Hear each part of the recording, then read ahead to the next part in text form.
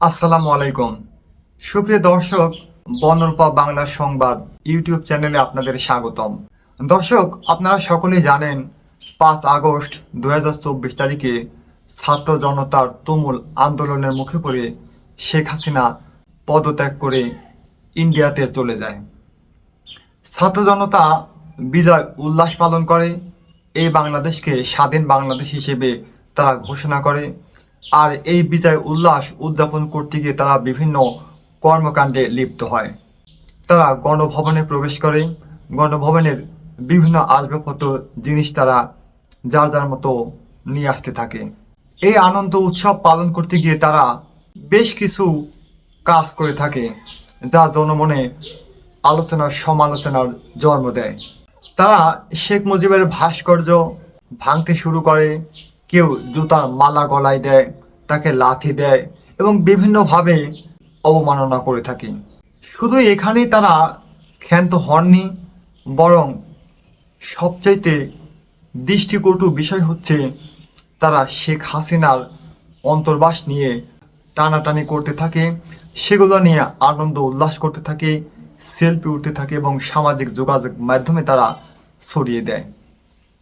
এই বিষয়টা কতটুকু যৌক্তিক এবং আমাদের জন্য কতটুকু সম্মানের, গৌরবের? বাঙালি জাতি এর দ্বারা সম্মান অর্জন করেছে নাকি সম্মান ক্ষতি করেছে? এই বিষয়টা নিয়ে আপনাদের সামনে আলোচনা করব। দর্শক, হাসিনার অন্তর্বাস নিয়ে টানাটানি করা, সেলফি তোলা, বিজয় উল্লাস করা, এটা বিভিন্ন যোগাযোগ মাধ্যমে ছেড়ে দেওয়া ছাত্র জনতার এই কারণটাকে আমরা দুই ভাগে ভাগ করতে পারি। এটা কতটুকু যৌক্তিক, এর পক্ষে এবং বিপক্ষে এর যুক্তি তুলে ধরব।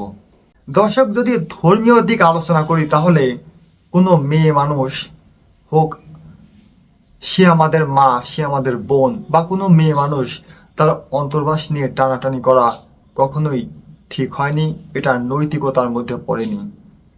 সামাজিক দিকে কোনো মেয়ে মানুষ, কোনো মহিলার অন্তর্বাস নিয়ে টানাটানি করা, সেলফি তোলা, যোগাযোগ মাধ্যমে ছেড়ে দেওয়া, এটা কখনোই ঠিক হয়নি। সামাজিক দিকে ঠিক হয়নি, ধর্মীয় দিকে ঠিক হয়নি, রাষ্ট্রীয় দিক চিন্তা করলে ঠিক হয়নি, মানবিক দিক, নৈতিকতার দিক এবং আমার ব্যক্তিগত মতেও কিন্তু এটি ঠিক হয়নি। অবশ্যই এটাকে নিন্দার চোখে দেখব। তবে আরো একটা দিক যদি আমরা আলোচনা নিয়ে আসি তাহলে কিন্তু এটা ঠিক হয়েছে। কিভাবে?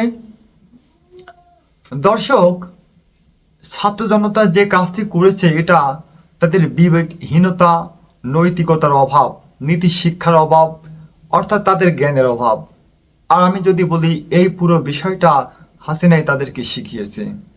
হাসিনা তাদের জ্ঞান, নৈতিকতা, শিক্ষা সবকিছুই কেড়ে নিয়েছে। আপনি যদি শিক্ষা ব্যবস্থার, আপনি যদি কোনো জাতিকে ধ্বংস করতে যান, কোনো জাতিকে অন্ধ করে দিতে চান, বিবেকহীন করে দিতে চান, তাহলে প্রথমে ওই জাতির শিক্ষা ব্যবস্থা নষ্ট করে দিতে হবে। এর ফলে ওই জাতি অন্ধ হয়ে যাবে, ধ্বংস হয়ে যাবে, নৈতিকতা, মানবিকতা, তাদের কোনো হিতাহিত জ্ঞান থাকবে না। হাসিনা এই কাজটি কিন্তু যথাযথভাবেই করেছিলেন। বাংলাদেশের শিক্ষা ব্যবস্থা চরম আকারে ধ্বংস করে দিয়েছে, নষ্ট করে দিয়েছে এবং এই শিক্ষা ব্যবস্থায় এমন একটা সিস্টেম নিয়ে আসা হয়েছে যেখানে দেখানো হয়েছে যে আওয়ামী লীগ আমাদের সকলের ধর্ম, আমাদের ধর্মীয় নবী হচ্ছে শেখ মুজিব আর তার উত্তরসূরি হচ্ছে শেখ হাসিনা।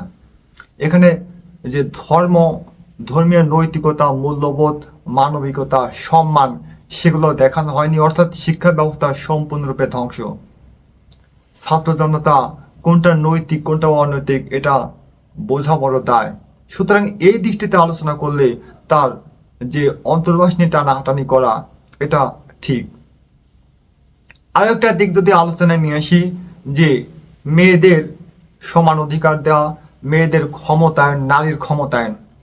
দর্শক, হাসিনা সরকার ক্ষমতা আসার পর থেকে নারীদের বিভিন্ন দিক থেকে তিনি স্বাধীনতা দিয়েছে। নারী পুরুষ সমান অধিকার, নারীদের জন্য যে বিভিন্ন আইন তিনি সংস্কার করেন, নারী পুরুষ সমান। এই দৃষ্টিতে যদি আলোচনা করি, দেখুন আমার যে শার্ট আছে এর নিচে কিন্তু হাফাতা গেঞ্জি রয়েছে।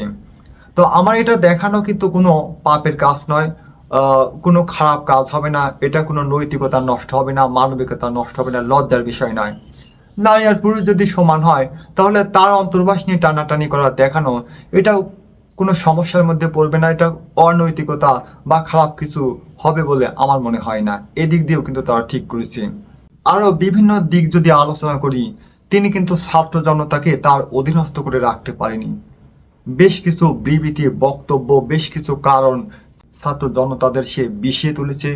তার যে নিজের আত্মমর্যাদা, আত্মসম্মান, সেটা তিনি নিজে রক্ষা করতে পারেনি, যার কারণে কিন্তু ছাত্র জনতাদের দ্বারা এমন কাজটি করা ঠিক হয়েছে। পরবর্তীতে যারা ক্ষমতা আসবে তাদেরকে এই বিষয়টি খেয়াল রাখার অনুরোধ রইল। আল্লাহ হাফিজ।